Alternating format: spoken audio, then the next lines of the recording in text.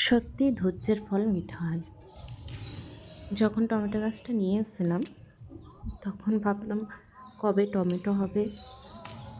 যখন ছোটো ছোটো টমেটো হলো তখন ভাবলাম টমেটোগুলো বড় পাকবে হবে। যখন টমেটোগুলো বড় হলো তখন ভাবলাম পাকবে কবে। কদিন ধরেই দেখছি টমেটোগুলো পেকে রয়েছে। ভাবলাম এবার গাছ থেকে টমেটোগুলো পাড়া যাক। যেমন ভাবা তেমনি কাজ।